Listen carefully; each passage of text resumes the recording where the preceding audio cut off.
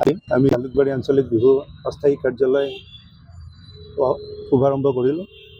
আজি যিহেতু আমাৰ বিহু 21 আৰু 22 7 আৰু 8 বহাগত অনুষ্ঠিত কৰিব পৰা যাব, গতিকে ৰাইজৰ সহায় সহযোগিতা আৰু আমাৰ সদস্যসকলৰ সহায় সহযোগিতা আমি কামনা কৰিছোঁ।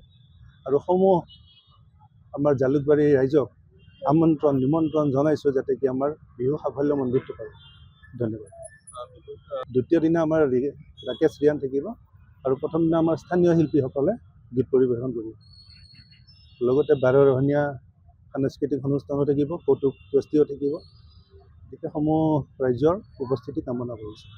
আজি আমাৰ জালুকবাৰী আঞ্চলিক বিহু সন্মিলনীৰ অস্থায়ী কাৰ্যালয় আমাৰ বিহু কমিটিৰ সভাপতি অধিবক্তা আব্দুল ছালাম উদ্দিনে শুভ উদ্বোধন কৰিলে। যে আমি আন বছৰৰ দৰে এইবেলিও এই জালুকবাৰী চাৰিআলিতে উত্তৰ পূবৰ দুৱাৰমুখ জালুকবাৰী চাৰিআলিতে দুদিনীয়া কাৰ্যসূচীৰে আমি ৰঙালী বিহু উৎসৱৰ আয়োজন কৰিছোঁ। অহা 7 আৰু 8 বহাগ 21-22 এপ্ৰিল আমাৰ ইয়াত 12 বৰণীয়া সাংস্কৃতিক অনুষ্ঠানৰ আমি আয়োজন কৰিছোঁ। প্ৰথম দিনাখন আমাৰ আমন্ত্ৰিত স্থানীয় শিল্পী বুলি ক'লে বহুতে ভাবে যে অলপ বেলেগ ধৰণে ভাবে, কিন্তু আমন্ত্ৰিত স্থানীয় শিল্পী তেখেতসকলৰ অলপ এটা হেৰি আছে, তেওঁলোকৰ দ্বাৰা থাকিব।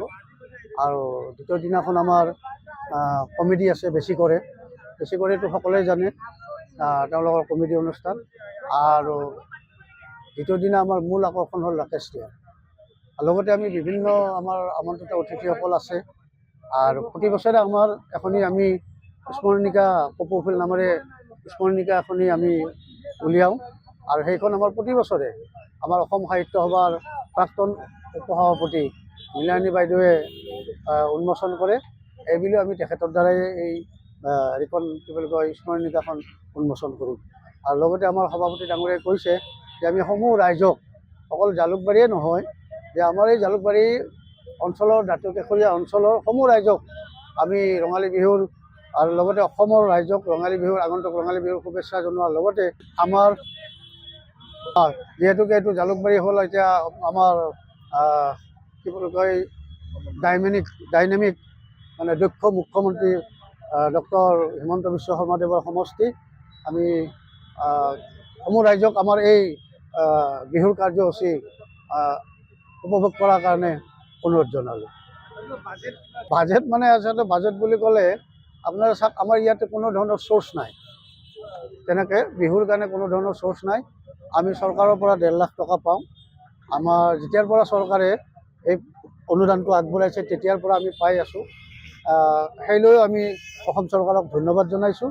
আমি সেইখিনি পাওঁ আৰু লগতে বাকী আনুষংগিক যিখিনি দৰকাৰ সেইখিনি আমাৰ সদস্যসকলৰ দ্বাৰাই আমি সংগ্ৰহ কৰি আমি এই অনুষ্ঠানটো কৰোঁ। এইবাৰ আমাৰ মানে এনে ধৰক কম বাজেটৰ ভিতৰতে আৰু আমি 6 লাখ টকাৰ বাজেটৰ ভিতৰত এইবাৰ আমি অনুষ্ঠানটো কৰিব বিচাৰিছোঁ।